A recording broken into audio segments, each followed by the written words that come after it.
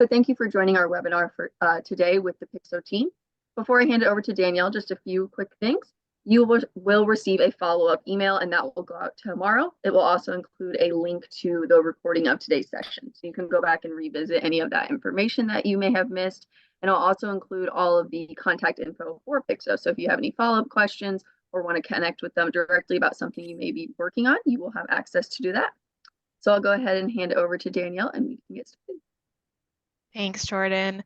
As she mentioned, I'm Danielle. I am with Pixo. I'm the Director of Business Development. And if you're not already familiar with Pixo, we are a software consultancy based in Urbana, Champaign-Urbana area. And we create custom websites, software, and applications that put people first and address unique challenges. And I'm thrilled that we are presenting today on performance with Jason Rambeck.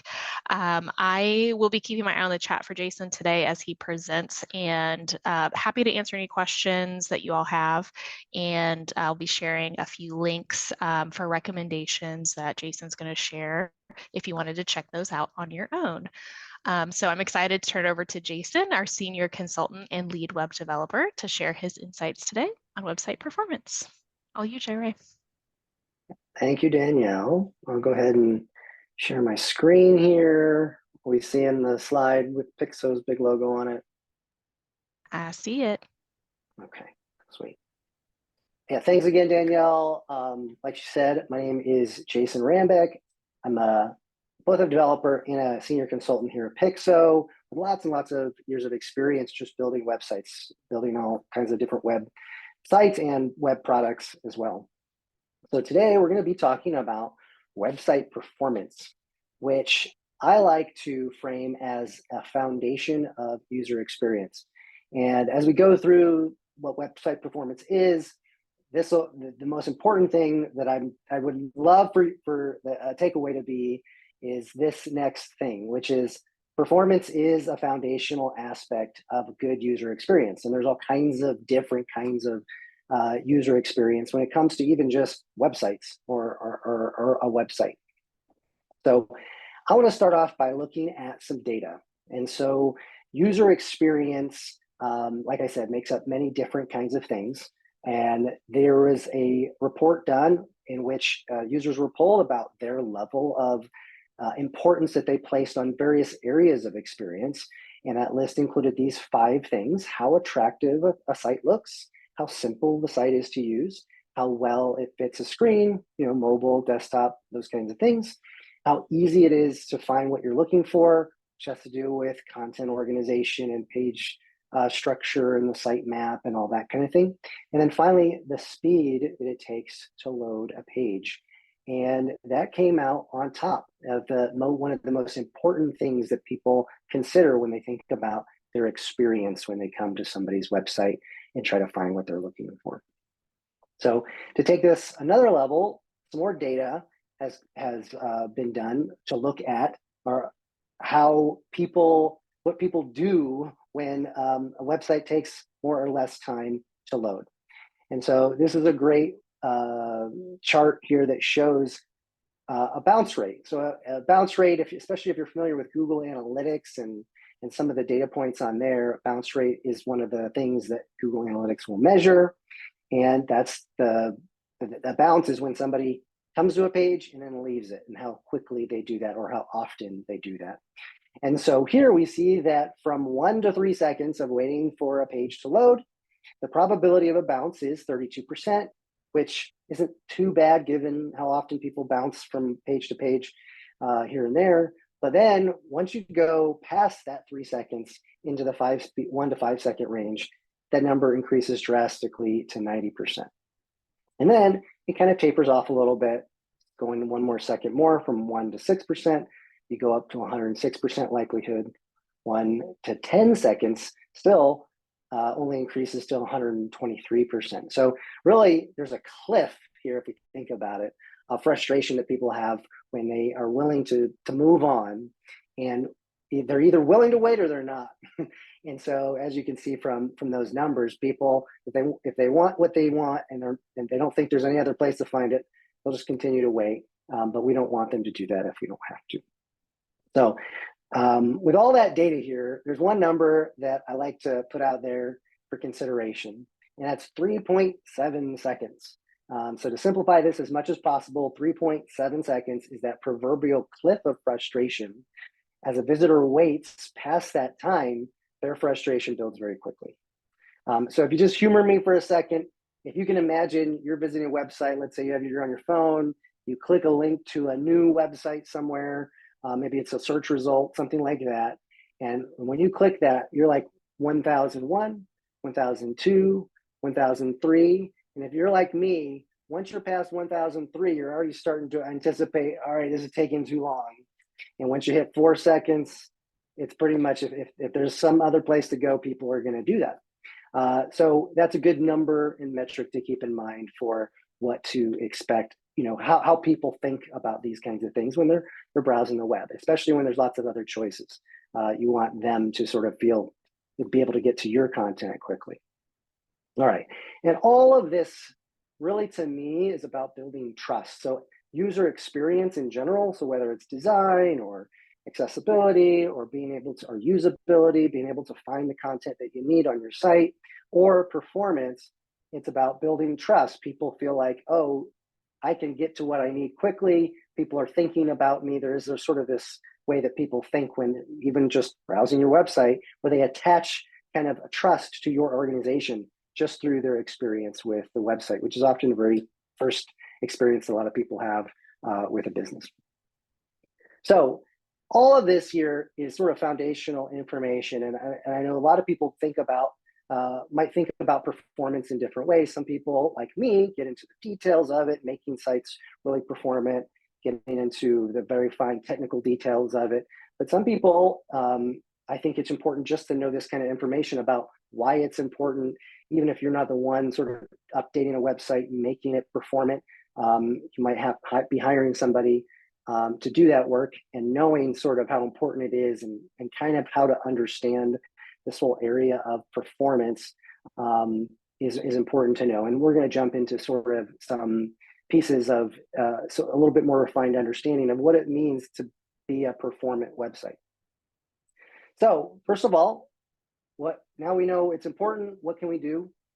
And I think the first thing that we really need to do is to measure and to know, all right, well, is my site loading in under 3.7 seconds or over 3.7 seconds? And I wish it was that simple, but it's a little bit more complex than that. And there's different ways that we measure performance on a web page. And so right now we're going to get into a couple of technical things here as we look at some acronyms and some graphs and some things like that. But I promise you, if you stick with me, it'll make sense really quickly because I got some visuals to help understand some of these terms. So core web vitals are metrics that folks smarter than me have come up with to identify, well, what does it mean to have a fast website or to load quickly? Is it really just a simple, it's done loading after so many milliseconds or seconds? And it's not quite that simple. So these three web vitals, and there's more than just three, but these are the top three, are ways that we can think about how fast a page or website is loading. So the first one here on the left, LCP, just stands for largest contentful paint. And you have a range here of what we sort of standardize as good, medium, and poor. And that's how long it takes for you to see something on a page that's meaningful. So there's something called first contentful paint, which is where you see anything, but maybe it's not meaningful. And I'll show you an image here in a second to represent that. The second one, or the one in the middle here, FID, stands for first input delay, big technical term, but that really just means like how quickly can somebody click on something or type. And so that's another thing that people are trying to do. Sometimes people are like trying to read something. And sometimes what they're trying to do is to click on something or search for something or type something in. And that metric becomes important for them. And this last one, cumulative layout shift, another big term. And this has to do with the visual stability. So I think the best way to describe this is usually if you're on a content website that has lots of ads and you've ever seen yourself trying to read some content and then an ad is still loading in and it moves stuff around. That's an indicator of performance because things are loading slower, but they're causing things to move around. Anyway, let me actually show some visuals and we can kind of see what these things mean a little bit more clearly. So largest contentful paint, again, this is all about when can I start reading something. And this is an example of a Google search that has like a bio information section at the top. And you can see FCP stands for first contentful paint, which means when is anything showing up? I think we can all sort of recall going to a page where you actually see nothing for maybe several seconds. That's really bad. But if you only see a little bit for a few seconds, that could also that's not good either. So we want to see most of what we expect to see fairly quickly. And so largest contentful paint here starts in the second frame. By the way, this is called a film strip. This is used in some of the tooling that we do to sort of measure web pages. And then after that, you can see that some of these images are coming in, and finally at that last frame, that last image at the bottom comes in. And so this is a sense of feeling that people get. A lot of when we talk about performance, a lot of it is really about how somebody feels. Even if they're actually waiting longer sometimes for content to load, they don't realize they're waiting longer because most of what they want is there, or that feels like stuff is there. That can actually be a really important strategy to making people, even if it's not the fastest, it feels fast. And so that's a whole strategy here when we talk about web performance. So that's largest contentful paint. Next is the first input delay, and this is again, when can I click on something? And there's certain kinds of websites or pages where that's like the main thing. And this example I'm showing here is the Google website. And Google's whole business was built on search and having people and Google over the years and right from the beginning made a conscious decision to have only the bare minimum on their homepage, on their search page. And it's a big search bar and almost nothing else. And Google has, of course, millions and millions upon millions of people who come to that page. And they're, of course, been tempted over the years to put lots of other information or ads for their other products on that page. But they've been very disciplined over the years to keep it that simple. And primarily for one reason. They want, when somebody goes to that page, for there to be nothing that interrupts them from both a speed perspective or probably even a distraction perspective to do anything more than search, because that's their business. So this is a great example of, how long does it take for me to even click inside this search box and then start typing? And there could be certain things on your page that actually prevent you from doing something even though you can see it. And that can be a point of frustration as well, where you see the search and then you click on it, but nothing happens because it's still waiting for some process to finish or whatnot. Anyway, so another thing to think about there. And then finally, the last one, and this is a sort of an image of what can happen. This is cumulative layout shift. And again, this is when you load a page and you see something, but then it moves because some additional content loaded in. And in this example, you see this pro tip at the top that isn't there in the beginning. So if it starts right now, you see, oh, no, I don't want to order that many items. So you click no, go back. And I think all of us have experienced this, where you've wanted to click on something and then something else popped in and moved it down and you clicked on the wrong thing or whatever. And that's, of course, a terrible experience. You don't want people to click on the wrong thing or even just not be able to click on the thing that they want to. So this is a huge part of not just user experience, but performance, and how often this happens can be measured on a web page. Okay, so those are the things that we think about. Those are some ways that we can measure performance on our web pages. So the next thing we want to look at is some tools. Page Speed Insights is a tool put out by Google that is, I think, bar none, the #1 tool that both developers like me use to sort of identify ways that we can, so that we can measure and therefore enhance the speed of our websites, but also it's a really accessible tool for anybody, a layperson, a business owner, somebody who's just trying to think about how to measure, how well their site is loading or quickly it's loading, because it gives you all kinds of different levels of information, from just a big number score to all kinds of technical details that you could dig into if you wanted to. So I'm just going to show a quick screenshot of an example report. This is of a Google website, Google Ventures. And I specifically picked this one because it kind of has a poor score. So at the top, you'll see 47. And you can kind of think of these as like grade ratings. So A, B, C, 47 is kind of, anything in the red is a poor score. And if you look down here, you can see that yellow is 50 to 89 as like a mediocre score. And then the green, 90 to 100% is a good score. And this applies both as an overall score for your whole website.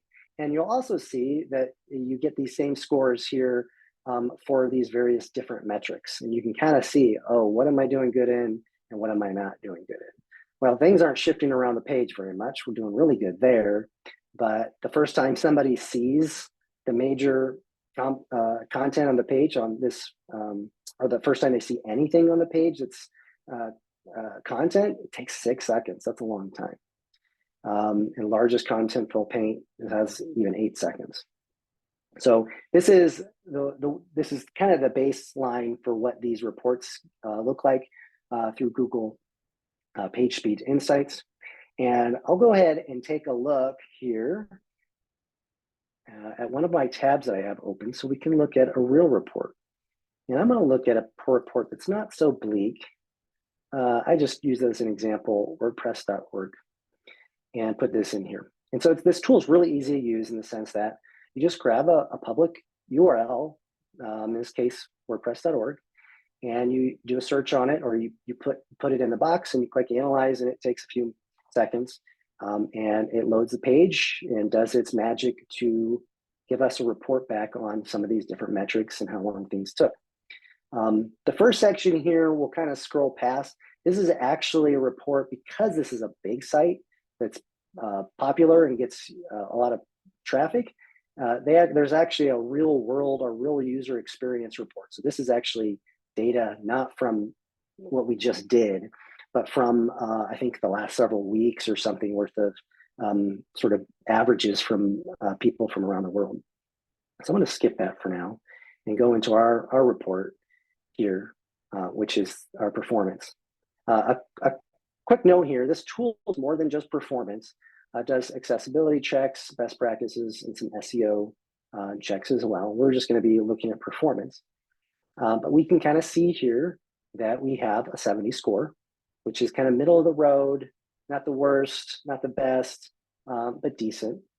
And I even got some fancy diagrams here where you can kind of see, these different metrics and how they rate through that score. So I'm going to go scroll down here a little bit more, and we can kind of see these numbers and what they mean. And these might be really meaningful to you if you want to really dig into these. These might just be general ideas. If you're just want to stay a layperson, just kind of get a general sense. So again, if you understand, and I'll go ahead and expand this view, because this is helpful if you're not in this all the time. This will tell you what these numbers mean a little bit more clearly than just the label.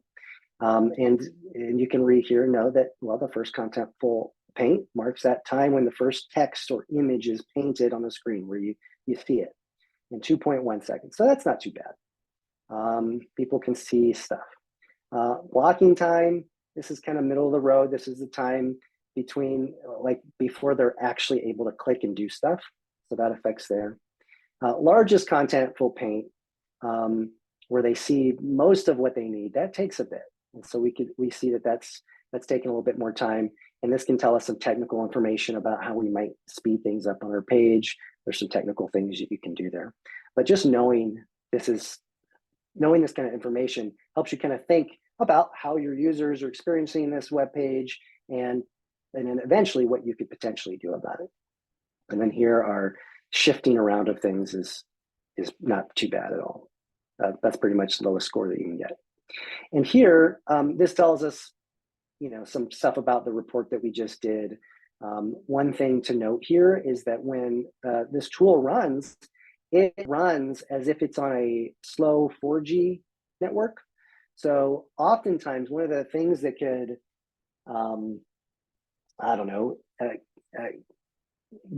inoculate us against how well our site is doing is if we have the newest device, a new laptop or a new phone, and we're on a fast connection, and we know where we're going on our own site or whatever, it can be hard to sort of understand what other people are experiencing when they're not on the fastest device or they're not on the fastest internet connection.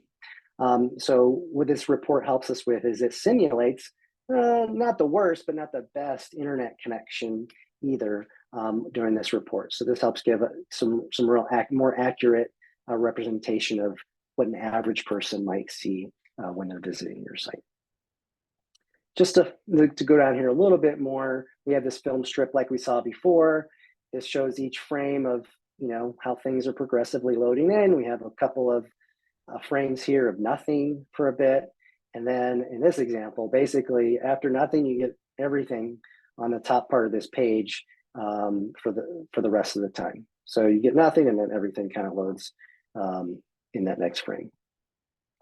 After here, we get a bunch of technical stuff. And I think if you've never seen this stuff before, if you care about it, there's a lot to dig into here. You open up these things, it tells you all kinds of technical information about things, but you can dig in as much or as little as you want. But I think it is important to, if you're interested in this at all, to kind of know a little bit about this. Some of these things are a little bit more obvious, like, oh, properly sized images. Well, what does that mean? Well, am I trying to load? Did I forget to resize? Did I add an image to the page that I got from a stock photo site that's I never resized and it's loading the full size even though it only shows up as a thumbnail on my site? That might be a thing here. I think if I click on this, it'll tell us in this case, oh, this image is 21 kilobytes, but actually only needs to be maybe 4 kilobytes, and we could save 17 kilobytes. And that's kind of feels like a meager sort of savings, but if you do that, if you have a lot of images on your site, that can really add up. And sometimes it's way more than that, and people could be having a lot of performance problems just because of something simple like that, an image that's too big. So I won't go into all of these. I'll just sort of giving you an overview of this. This is a nice thing that's usually toggled closed. And if you open up your past audits, you can kind of see, oh, well, what's good about your site? Are you doing these kinds of tasks? These are all the things that are rated, hey, you're fine. You get a green on these. And these are all the different things it's checking that it thinks that you're doing well at. Again, lots of things, some of them are technical, some of them are not so much. But you get a lot of information here at your fingertips. And again, if you're working with a developer, you're not a developer yourself, this could be a good conversation starter to talk about. All right, how can we do better? So let's jump back to our slides. And let's look at some of the things that we saw. So when we were on that report, there was lots of, and they used to call them opportunities. I think they call them diagnostics now. But opportunities are that list of things that you're doing well at or not doing well at. Not the metrics per se, but I'll jump back to it so we can see. But these diagnostics here, again, mostly technical things. How much, again, maybe going back to the image sizes. This is an opportunity. The opportunity is we can make it's telling us our images don't have to be so big. We can make them smaller and therefore make our page load quicker. Here's just an example of some of these opportunities that PageSpeed Insights will help us find. We'll go through here, some of these here in a second. So what do we do next? So without getting into really technical things that we could do, I just wanted to mention just a couple of things that could affect your page performance drastically without having to do much, and potentially even doing it on your own. Let's say you're running your own website, you have a developer, but you don't want to use them all the time to do everything. One thing that you can do is just optimize your images. So most users of websites, maybe they're not the developer, but they add content, and some of that content are images. And so if you have images that you're uploading, ideally the website is optimizing those images automatically after you upload them. That's not as common. And there's tools out there that can allow you to do this ahead of time before you add the image to your website. Let's say you're using a WordPress or something, and you're adding a page and you want to upload an image at the top of the page. Being able to resize and maybe optimize that image before you add it to your website can really help with your page speed. So this is a little pro tip here. There's a website called Tinyfy. I use it all the time as a developer. Anytime there's an image that needs to be added to the code base of a website, because I want to make it sure that image is the smallest it could ever be. And this is a great little tool, a free tool that you can use to optimize those images or even change their format. So resizing your image to make sure it doesn't need to be any bigger than it actually will show on your website, optimizing the image, which that gets technical too, but basically it's just making the file size smaller without making it look grainier most of the time. And then using a modern image format. There's an image format called WebP that actually most people don't know about, and it's actually a lot smaller size, but it just looks like a regular image. And this tool will use that. And so let me jump over to that. I have it open here. So it's got this panda bear here as its mascot. And all you do is drag and drop items. So I'm going to go see if I can do this now real quick. And I have an image that I grabbed right here. And I'm going to upload it. And you can see here. Okay, so right now, this image was 531 kilobytes. And this tool, without changing the format or resizing it, saved 72% of that, got it down to 148 kilobytes. That's huge savings. Every little bit counts when you're talking about page performance and whatnot. I think the other option we can do, I don't know if I can do this after the fact, I can, is I can make this a WebP formatted image, and it goes down even further to 86 kilobytes. So from 531 to 86, huge savings just by dragging and dropping it on this website. And now I can download it and use that for my article or my page that I'm creating and know that, oh, it's the fastest it could be. So Tiny PNG or Tinyfy, as they call themselves, great resource, and we'll send you those links for that. So Tinyfy or optimizing your images helps us with several of these different opportunities that report showed us.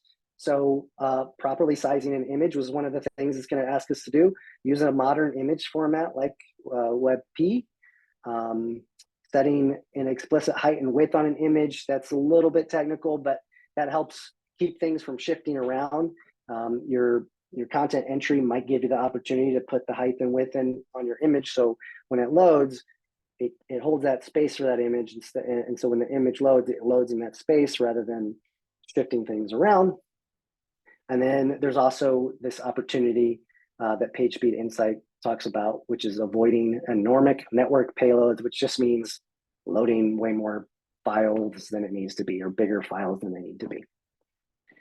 So we, just with optimizing some images with some free tools, we can check those things off and make our page faster. What else can we do? I think the other big thing, again, without getting into more work or getting really technical, is just change your host, or using a host. You might not need to change it, but having a host that's specifically does performance optimizations or specific to WordPress, that's often a good way to optimize your speed if you're using WordPress. There's a lot of good WordPress specific hosts out there, and I know usually they have built-in tools that are optimizing things automatically for you. Even if you're not doing the best practices, it's very forgiving. It will do these optimizations for you, sometimes even resizing images and whatnot, all kind of on the fly in the background without you even knowing it. So that can be one big change that you can make without hiring somebody to do a bunch of performance work for you in the code, and by just changing hosts. So when you change hosts, here are some of the opportunities that I can deal with. So again, this is a little bit technical, but minimizing the CSS and JS files that can be automated with a good host. Enabling HTTP2, that's just a web server thing that makes things a little bit faster. All these other file compression and caching, those can all be handled by the host. You usually don't even have to think about it. So now just changing hosts, just optimizing images and changing hosts, this can get you really far in optimizing your website to be more performant. So one of the last things here to talk about is real world testing. And this is something that I just don't think there's a tool to replicate this. Tools are great. They actually tell us a lot of information and help us to identify things. But there's really no, because performance and user experience is so personal, and it's really about how somebody feels. Just putting your hands on your own website that you are trying to make more performant or identifying how somebody else might feel is just a matter of you using it in new and different ways sometimes. Or asking somebody else to and talking them through it and asking them how they feel. So ask somebody to do a common task on your website, find the contact page maybe, or, try to donate, to my, donation page, and ask them to do it, and ask them to do it on their phone, ask them to do it on their laptop, ask them to search for your site and then click the search result and see how long it takes, those kinds of things, or do it yourself with performance in mind. There's just there's no metric or tool that can do this for you. This is just a great way to do a nice real world test where you're just getting gut feelings of how things are. And then really, if you do that, it's really nice to have those measurements after the fact to sort of help identify, especially as a technical person. That's a good way for us to go, oh yeah, that did feel like I could see it, but I couldn't click it for a while. And that's because X, Y, and Z. So there's other ways, there's tools, you can simulate a slow connection. There's all kinds of different things that you could do to test your site, but nothing beats a real world test like that, where you're just putting your site through the paces and thinking about this specific thing. All right, things loading quicker, as quickly as I would expect them to. Finally, Pixo has this website performance audit worksheet. It's actually fairly accessible to anybody. It has some technical parts to it. We created this here a couple of years ago for a developer audience, people who are, build websites for a living, so that they could think about, all right, I'm building this website. How do I make sure it's fast? And we put together this worksheet for people to use to be able to think through that. And it's funny because it's literally meant to sort of be printed out and used in that way, where of course, us as developers, we use computer for everything, but it kind of helps you kind of just slow down, think on a different level, and just sort of think about your website with pen and paper.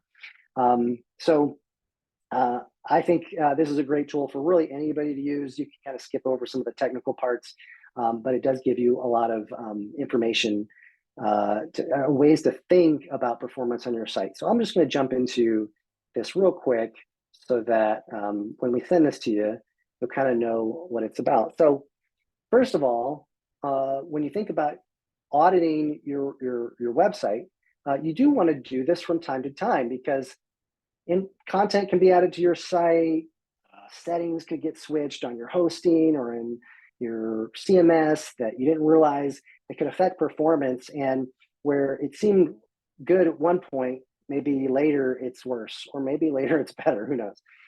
And so having a time to check in, I don't know, once a month, twice a year, whatever seems appropriate for you, but doing it on a regular basis, and then writing down kind of the performance that you measured there is a good way to sort of see, oh, yes, have we made progress? Are we getting better? Are we getting worse? So the first thing to do is just write down some important pages. So you don't want to measure every single page on your website. Most websites have hundreds of pages. If your website only has 12, maybe that's what you want to do. Put all 12 on there. But the top pages, usually a home page, a landing page. If somebody's, buying something, that might be an important page where you want to make sure, they can take that action that you want them to take on that particular page there. So writing down these page names is a way to organize your thoughts, realize what are the important pages on your site, and just listing them out here. Next, this is kind of the technical part, but I think this first column isn't so technical, where when we do our report on our page speed insights, I'll jump back up here. We have our score, 70, and some of these numbers, how many seconds these things took. And so we can go to our report and just fill those in. All right, our lighthouse score was 70. This one was so many seconds or milliseconds, and we can write these things down. Some of this information I have at the bottom of this sheet explains some of these numbers a little bit more.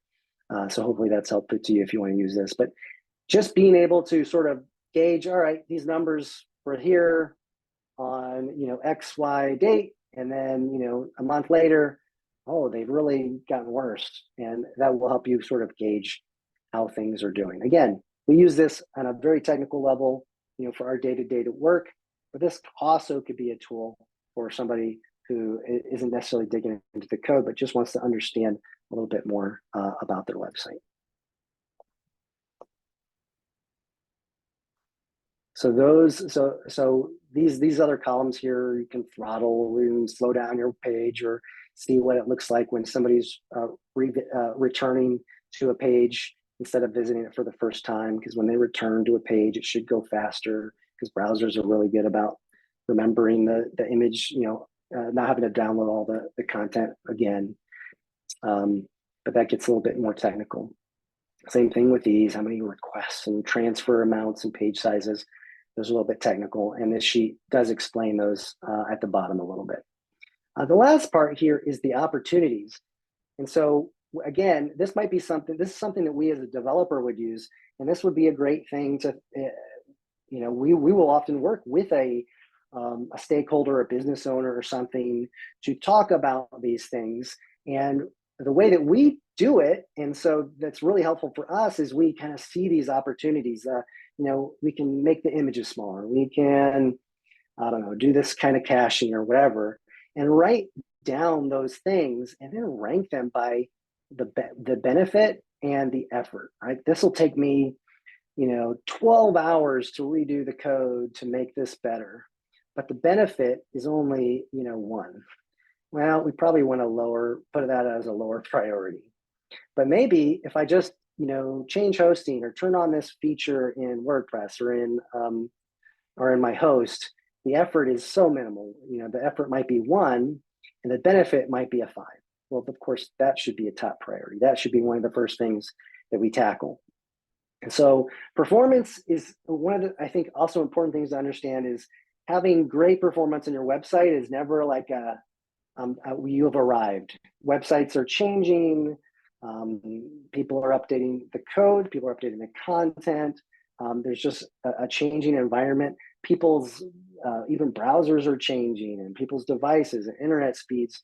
There's so many factors, and so really, when we think about performance, it's a journey forward, trying to make sure that we're maximizing things along the way, checking in from time to time. And so once we tackle this first set of opportunities, maybe 6 months later, we come in, we check again, and see that there's some more opportunities that exist that we didn't see before, or that maybe present a little bit different this time around.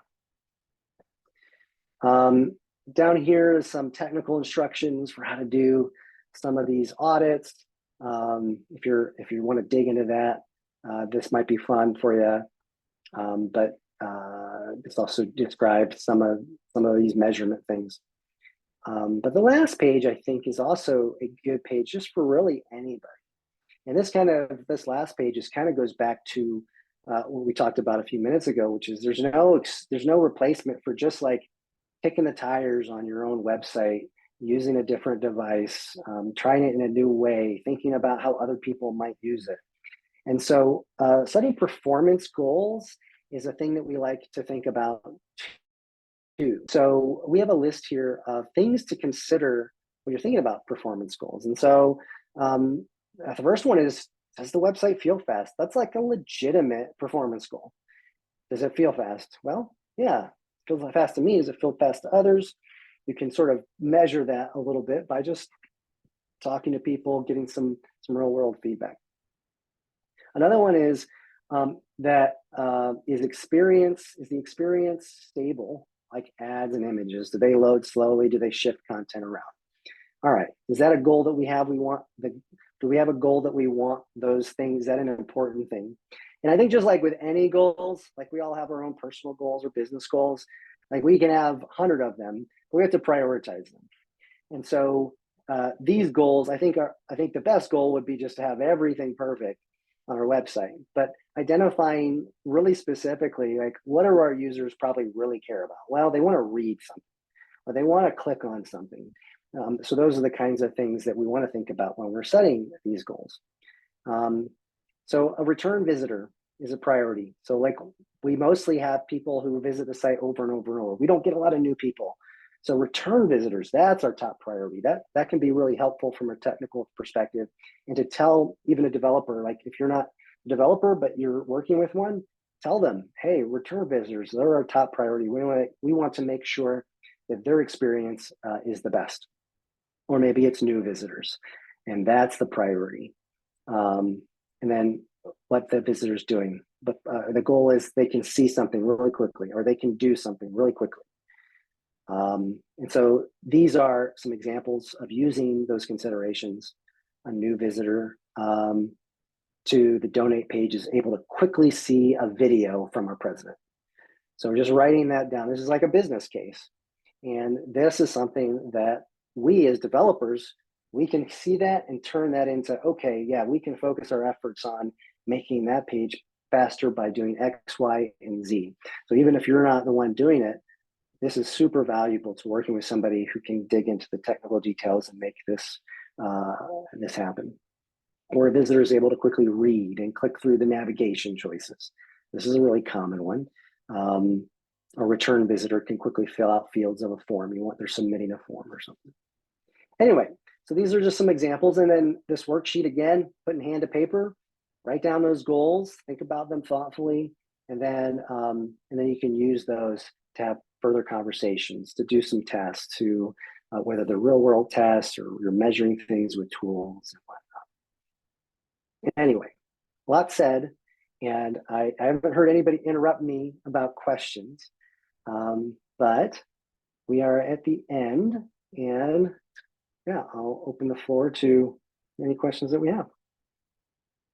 Yeah, there was nothing in the chat to stop you, Jason, but it was excellent. And we do always encourage questions for Pixo presentations, especially with partnering with the SBDC. We love answering questions.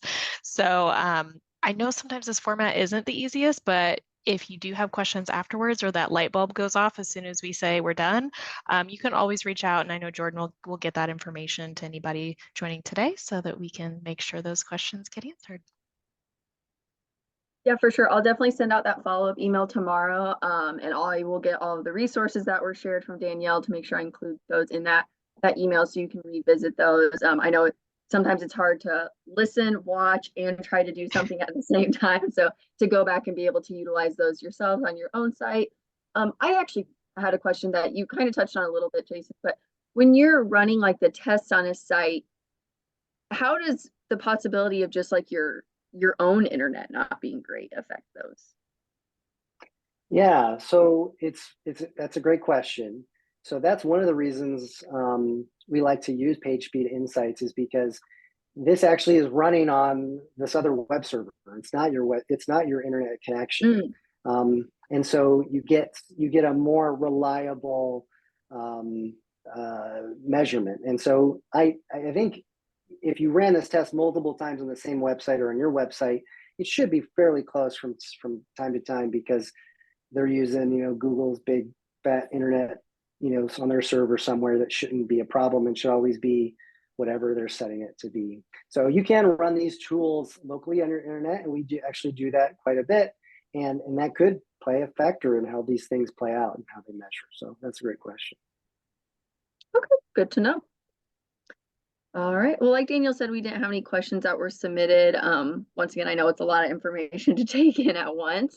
So I will include Pixo's contact information in that follow-up email, like Danielle said, in case that light bulb goes off, or if you review the information and think of something that, didn't come to you during the time, you can reach out. So thank you so much for joining us. And thank you, Jason and Danielle, for being here today.